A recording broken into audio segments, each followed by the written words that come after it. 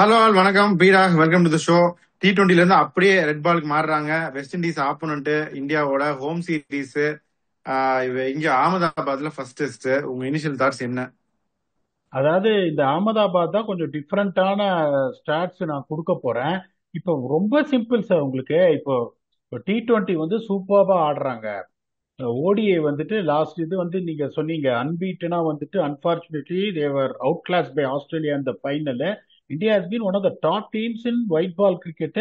இந்த WTCல மட்டும் அப்படியே ஃபைனல் போய் போய் 2 தடவை விட்டாங்க. போன தடவை அதுவும் பண்ணலங்கும் போது you cannot expect a better start and not taking west Indies for granted. India versus west Indies even it is home or away India will hold advantage. அதுல எந்த சந்தேகமும் கிடையாதுங்கும் போது கரெக்டான டீம் ஆடி ஃபுல் ஃப்ளோல ஆடிட்டு அடுத்த இதை எடுத்துட்டு வரணும். ஏன்னா இப்ப உங்களுக்கு பாருங்க, இப்ப ஸ்டார்ட் ஆச்சு சைக்கிள்ல 2-2 தான். It is not a bad result, but it is not a great result either. 2-2 நீங்க சீரீஸ் ஜெயிக்கலங்கும் போது they have to get back to the winning base. இப்ப வழக்கம் போல நம்ம எப்படி போவோம்னா ஸ்டாட்ஸ் கண்டிஷன்ஸ் இது எல்லாத்தையும் சொல்லுவோம். இப்ப கடைசி 10 டெஸ்ட் மேட்ச்ல 5 டிரா ஆயிருக்கு இந்தியாலன்னா என்னையா ஸ்டாட் சொல்ற அப்படின்னு ஃபர்ஸ்ட் கேட்பீங்க. அதுக்கப்புறம் வந்து உங்களுக்கு வந்து பேட்டிங் செகண்ட் வந்து 4 ஜெயிச்சிருக்காங்க அப்படின்னா அந்த 5 ரிசல்ட்ல என்னையா சொல்ற, கரெக்டான ஸ்டாட்ஸ் தான் எடுக்கிறியாம்பீங்க. அதுதான் கரெக்டான ஸ்டாட்ஸ். கடைசி 10 டெஸ்ட் மேட்ச்ல இங்க வந்து 5 டிரா இருக்கு. 5 ரிசல்ட் வந்தது. டீம் பேட்டிங் செகண்ட் 4 ஜெயிச்சு டீம் பேட்டிங் ஃபர்ஸ்ட் 1 தான் ஜெயிச்சிருக்காங்க. என்ன நடந்திருக்குன்னு பார்ப்போம். ஹையஸ்ட் ஃபர்ஸ்ட் இன்னிங் ஸ்கோர் பாத்தீங்கன்னா way back 583 for 7 India versus New Zealand 1999ல. ஐஎஸ் செகண்ட் இன்னிங் ஸ்கோர் பாத்தீங்கன்னா அதுவும் way back 760 for 7 Sri Lanka India 2009. Highest third inning score way back but 412. அப்பெல்லாம் மொட்டேரான்னு சொல்லுவாங்களே பீடா, அது இந்த கிரவுண்ட் தானா மொட்டேரா? அதாவது உங்களுக்கு அது மொட்டையரான்னு ஒரு இது அது இருக்கும். பக்கத்துல இப்ப இருக்கு. இப்ப இங்க வந்திருக்காங்க. இப்ப கண்டிஷன்ஸ் பாத்தீங்கன்னா ரெண்டுமே வந்து மோரார்லெஸ் உங்களுக்கு சேமா தான் இருக்கும். இப்ப இந்த உங்களுக்கு நரேந்திர மோடி ஸ்டேடியம்லயும் உங்களுக்கு ஓகே ஓகே. பாத்தீங்கன்னா அந்த கண்டிஷன்ஸ் வந்து அதே மாதிரி இந்த ட்ரைனஸ் ஆஃப் த பிட்ச் மோரார்லெஸ் சேமா தான் இருக்கும். இப்ப உங்களுக்கு இந்த முல்லன்பூர் மொஹாலி பாத்தீங்கன்னா முல்லன்பூர் வந்து கொஞ்சம் மொஹாலியை விட ஸ்லோவா இருக்கும். ஆனா வந்து அன்பிளேயபிளா இருக்காது. உங்களுக்கு இந்த ஹிஸ்டரி எப்படி இங்க போயிருக்குன்னா 412 for 4 third innings India Sri Lanka way back in 2009. Highest fourth inning score 272 for 6 New Zealand versus India in 2003. Highest chase 80 for 1 2012ல இந்தியா வர்சஸ் இங்கிலாந்து. அப்புறம் கேட்பீங்க 4 தடவை ஜெயிச்சிருக்குன்ற team batting second highest chase 80 for 1ன்ற என்னையா உன் பிரச்சனை? எப்படி போயிருக்குன்னா செகண்ட் இன்னிங்ஸ்ல அந்த மாதிரி நீங்க லீடை எடுத்து சைசிபிள் ஆகி உங்களுக்கு அந்த மாதிரி வந்துட்டு ஈஸியா உங்களுக்கு போயிருக்கு. நிறைய தடவை டீம் பேட்டிங் செகண்ட் நிறைய வந்துட்டு லீடு எடுத்துட்டு இன்னிங்ஸ் டிஃபிட் வேற ஜெயிச்சிருக்காங்க. ஸோ இப்போ உங்களுக்கு எப்படி போயிருக்குன்னு பாத்தீங்கன்னா இங்க பேஸ் பவுலர்ஸ் அந்த இது உங்களுக்கு மாறவே இல்லை. 32% ஆஃப் விக்கெட்ஸ் தான் எடுத்திருக்காங்க. ஸ்பின்னர்ஸ் வந்து 68 எடுத்திருக்காங்க. Average first inning score 361. அதுதான் இங்க கண்டிஷன். Second inning score 382. கபால் கீழே வருது பாருங்க. Average third inning score 259. Average fourth inning score 185. அந்த பிச்சையை நான் வந்துட்டு அந்த போட்டோஸ் எல்லாம் பார்த்துட்டேன். ஒரு ட்ரெடிஷ்னல் இந்தியன் விக்கெட்டை கொடுக்க போறாங்க. அது எப்படின்னா ஒரு 2-3 நாளைக்கே மாதிரி ஸ்லோவா இருக்கும், நல்லா இருக்கும் பேட்டிங் ஆடுறதுக்கு. 4வது நாள்ல இருந்து உடைய ஆரம்பிக்கும். 5வது நாள் உங்களுக்கு ஆடவே முடியாது. இந்த test match goes to 5 days. 259 third innings average score, 185 fourth innings average score. அதுக்கப்புறம் பாருங்க ரன் ரேட் அச்சீவ்டு பாருங்க. டே 1 3.39, டே 2 3.37, டே 3 கொஞ்சம் கீழே வருது 3.09, டே 4 2.91, டே 5 2.56. லாஸ்ட் 10 5 விக்கெட் ஹால்ஸ்ல 8 வந்து ஸ்பின்னர்ஸ் எடுத்திருக்காங்க, 2 வந்துட்டு ஃபாஸ்ட் பவுலர்ஸ் எடுத்திருக்காங்க. ஒன்னு அந்த காலத்துல இந்த கிறிஸ் மார்டின், இன்னொன்னு Dale Steyn. Dale Steyn wicket இருக்காத இடமே கிடையாது. இதுல மோஸ்ட் இம்பார்ட்டன்ட் திங் என்னீங்கன்னா 7 wickets on average fall from overs 40 to 90. Ball soft ஆக ஆரம்பிச்ச உடனே என்ன ஆகும், கொஞ்சம் அப்படியே ஓல்ட் ஆக ஆரம்பிக்கும், கீழே வரும். நீங்க பேக் ஃபுட் பிளே உங்களுக்கு இல்லாம சும்மா பின்னாடி போனீங்க லட்டார்னு பேட்ல அடிச்சிரும், அவுட் ஆடுவீங்க. அங்கதான் நிறைய வந்து சக்கம் பாறாங்க. இதுலயும் பாருங்க விக்கெட்ஸ் எப்படி விழுந்திருக்கு பாருங்க. செஷன் வைஸ் பாருங்க எப்படி விழுந்திருக்குன்னு. செஷன் 1ல வந்து 24% தான் விழுந்திருக்கு. செஷன் 2 30% விழுந்திருக்கு. செஷன் 3 46% விழுந்திருக்கு. அதே மாதிரி வந்துட்டு உங்களுக்கு இந்த டே வைஸ் பிரேக் பாத்தீங்கன்னா ஃபர்ஸ்ட் டே 292 ஃபார் 4 நல்லா இருக்கும் ஆடுறதுக்கு.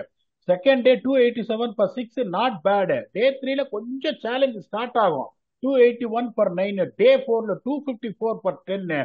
டே 5ல 231 ஃபார் 11. இது வந்து ஒரு ட்ரெடிஷ்னல் இந்தியன் பிச்சு. அந்த பிச்சை பார்த்துட்டு நான் சொல்றேன், அந்த மாதிரி தான் இருக்கும். பயங்கரமா புகிரி கண்ணாப்புண்டான திரும்பாது.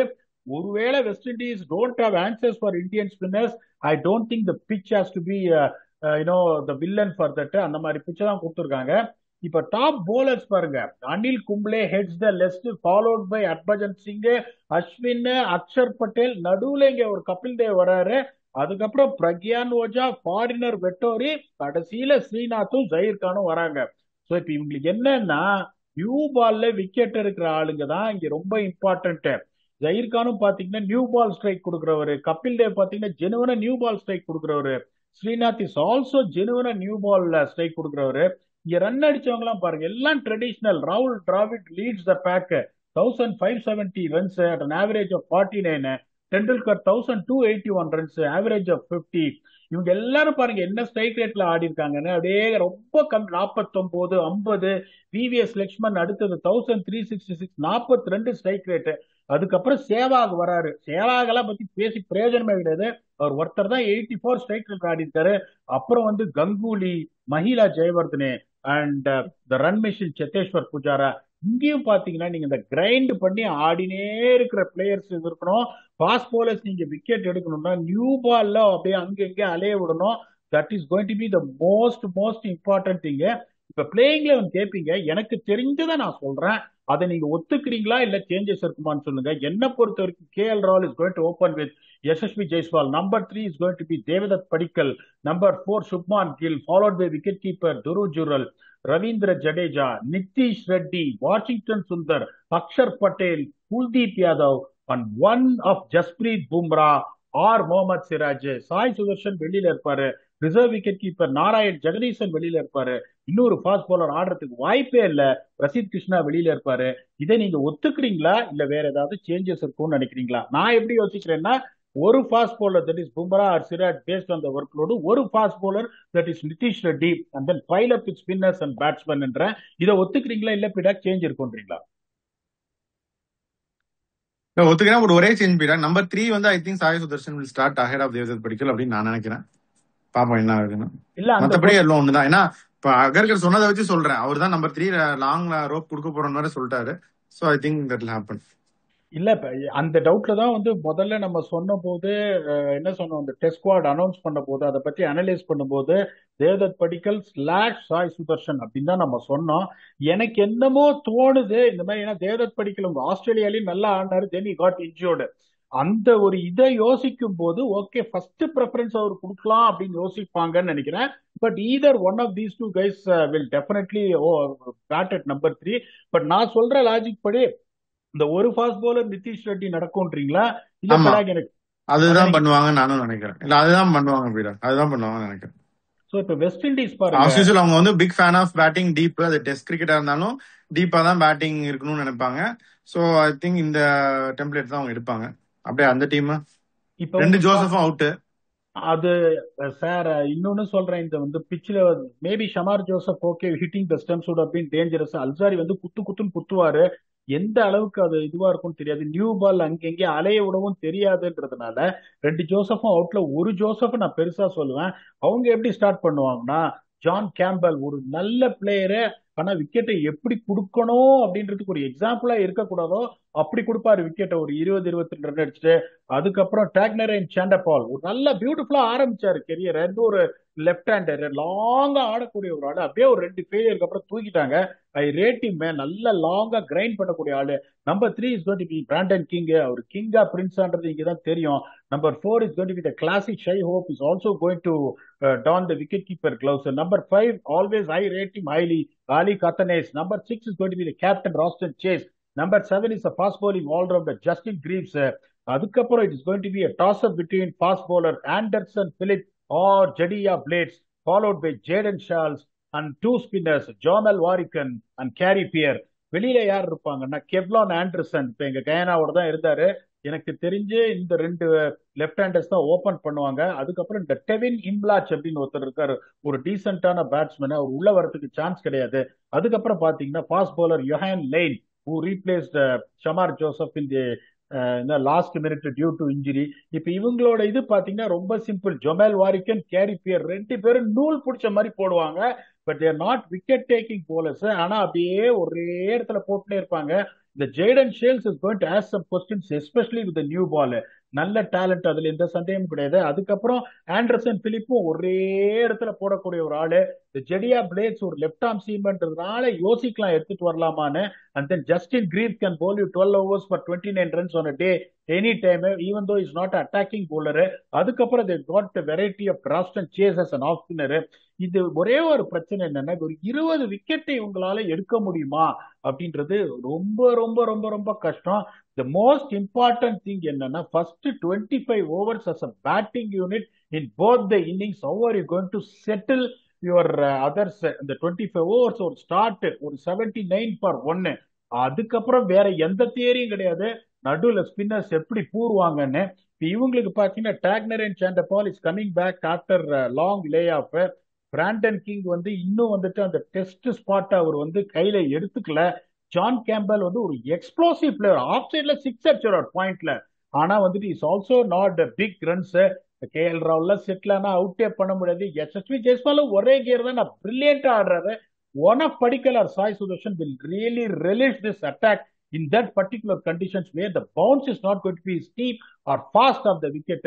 So அந்த பேட்டிங் அவங்களுக்கு எட்ஜ் இருக்கு. இங்க சொல்லிட்டு already Jomel Warrican, Khary Pierre and variety of Roston Chase not wicket taking bowlers. இங்க இவங்க எப்படி போவாங்கன்னா, they are going to go with Jadeja, Washington Sundar, Axar Patel and Kuldeep Yadav. இதுக்கு மேல வெரைட்டி எதுவுமே இல்ல. பட் அன்பார்ச்சுனேட்லி அந்த மாதிரிலாம் எட்ஜ் நான் கொடுக்கவே மாட்டேன். Based on the condition, based on the composition, India will go heavy edge of 83-17. இதை ஒத்துக்கிறீங்களா? இல்ல பீடா ஒரு மாதிரி வேற மாதிரி போறதுக்கு சான்ஸ் இருக்குன்றீங்களா? இல்ல இல்ல, நம்ம நியூசிலாந்து சீரீஸ் எல்லாம் வச்சு இந்த மாதிரி பண்ணக்கூடாது அப்படின்னு. அதுதான் சம்டைம்ஸ் உங்களுக்கு எப்படின்னா, இந்த நியூசிலாந்து சீரீஸ் அப்படிங்கும் போது அங்க உங்களுக்கு quality of attack when the opposition add, அது ஒரு பாயிண்ட் நம்பர் 1. அதுக்கப்புறம் New Zealand strategy and plans point number 2. இப்ப எல்லாருமே சாரி, நீங்க சொல்ற மாதிரி என்ன சொல்லுவாங்க, நியூசிலாந்து சீரீஸ் இப்படி ஆயிடுச்சுன்னுவாங்க. ஸோ அந்த நியூசிலாந்து சீரீஸை பத்தி சொல்ல ஆரம்பிச்சீங்க, அதை சொல்லிட்டு உங்க ஃபீட்பேக்ஸை கொடுங்க. அதான் நியூசிலாந்து சீரீஸ் என்ன ஆயிடுச்சுன்னா, சின்னசாமிலையும் தோத்தோம், வாங்கடையிலையும் தோத்தோம். கிளென் பிலிப்ஸ் எல்லாம் பெரிய ஸ்பின்னர் மாதிரி தெரிஞ்சாரு. அன்பார்ச்சுனேட்லி ஸ்பின்னிங் பிச்சு போட்டு நமக்கு ஸ்பின் விளையாட தெரியல அப்படின்ற மாதிரி ஒரு சுச்சுவேஷன் வந்தது. அன்பார்ச்சுனேட்லி அப்படி ஆயிடுச்சு. பட் இந்த வாட்டி அப்படி ஆகக்கூடாதுன்னு தான் அவங்க முதல்ல டீம் எடுத்துட்டு நியூசிலாந்து மாதிரி ஆகக்கூடாதுன்னு தான் நாங்க இருக்கோம் அப்படின்னு தான் முதல் தடவை இதே சொன்னார் அகர்கர். அவரோட ஓப்பனிங் ரிமார்க்ஸே அப்படிதான் இருந்துச்சு. அப்படி ஆகாது பீடா, இந்தியா தான் ஜெயிப்பாங்க அப்படின்னு நானும் நினைக்கிறேன். ரெண்டு டீம்லயும் யார் இம்பாக்ட்ஃபுல் பிளேயர்ஸா இருப்பாங்க அப்படின்னு ஒரு ரெண்டு பேர் சொல்லுவோமா? அதான் சொல்றேனே, நீங்க சொல்றத நானும் இது சரி, உங்க பண்றேன். பிளேயர் இவரு உங்க விக்கெட் எடுக்க தானே இது பண்றாங்க, விக்கெட் எடுக்க தான் கஷ்டப்படுறாங்க. இந்த குடகேஷ் மோட்டி உங்க பிளேயர் எல்லாம் ஏன் விளையாடல? எனக்கு புரியல சார், ஏன் குதகேஷ் மோட்டி ஆடலன்றது எனக்கு ஃபர்ஸ்ட் ஆஃப் ஆல் எனக்கும் தெரியாத ஒரு இது. அதோ ஒரு டெஸ்ட் மேட்ச் அங்க பாகிஸ்தானோட போனாரு, பாகிஸ்தானோட ஒரு டெஸ்ட் ஜெயிச்ச போது performed well, he scored some very useful runs batting at number 9. But இந்த ஜொமல் வாரிக்கன் தான் என்னை பொறுத்த வரைக்கும் நம்பர் 1 லெஃப்ட். அந்த ஆக்ஷன்ல கொஞ்சம் பண்ணியா இருக்கும், நூல் பிடிச்ச மாதிரி போடுவார், ஒரு இன்ச் சல்லி ரன் கொடுக்க மாட்டாரு. இந்த கேரி பியரும் கையில அந்த பால் பியூட்டிஃபுல்லா வரும். ஒரே ஒரு பிரச்சனை என்னன்னா, இவங்க எல்லாம் எப்படின்னா ஒரே இடத்துல, இந்த சென்னை லீக்ல நிறைய பேர் கிரிக்கெட் ஆடுவாங்க, ஒரே இடத்துல போடுவாங்க. ஒரு 40 வயசுல இருப்பாங்க, ஒரு அந்த காலத்து கிரிக்கெட்டர்ஸ் ஒரே அதே மாதிரி போடுற ஆளுங்க. இவங்களால பெனட்ரேட் பண்ண முடியுமா இந்தியன் பேட்ஸ்மேன் அப்படின்றதுதான் ஒரே இது. அதனால I don't want to take people back to New Zealand. அந்த குவாலிட்டியே வேற. West Indies still trying to find out what they can achieve from this over. பேட்டிங்கும் இந்த மாதிரி இதுவா இருக்கு, போலிங்கும் விக்கெட் எடுக்க முடியுமான்னு தெரியல. என்ன பொறுத்த வரைக்கும் கேம் சேஞ்சர்னு பாத்தீங்கன்னா, the number of left handers what they have, John Campbell, Tagenarine and Chanderpaul, Alick Athanaze, நிறைய clouded with left handers and Washington Sundar has been a revelation with the batன்றதுனால somehow I'm picking Washington Sundar. அங்க பாத்தீங்கன்னா the same theory applies. Roston Chase is going to bat at middle order. அதே மாதிரி உங்களுக்கு வேற வழியே கிடையாது. ஏன்னா இந்தியாலையும் பாத்தீங்கன்னா லெஃப்ட் ரைட் காம்பினேஷன் வந்துட்டே இருக்கும். ஜெய்ஸ்வால் ஒரு பக்கம், படிக்கல் ஆர் சாய் சுதர்ஷன், ஜடேஜா, இந்த லெஃப்ட் ரைட் இருந்துட்டே இருக்கும். So Roston Chase might also bowl handful of overs and is a decent player of ஸ்பின்ன்றதுனால வெஸ்ட் இண்டீஸ்ல பிக்கிங் ராஸ்டன் சேஸ், இந்தியால பிக்கிங் வாஷிங்டன் சுந்தர். இப்ப நீங்க உங்களோட கேம் சேஞ்சஸ் சொல்லுங்க ஃபார் போத் தி சைட்ஸ். நீங்க இவ்வளவு தூரம் சொன்னதுக்கு அப்புறம் கமல் வாரிக்கனை தான் நானும் எடுப்பேன். ஏன்னா லீட் பவுலர்னு சொல்றீங்க, ஸ்பின்னர்னு சொல்றீங்க, ஃபுல்லா அவர் தான் போட போறாரு. So he will have an impact இந்த மேட்ச் அப்படின்னு நான் நினைக்கிறேன்.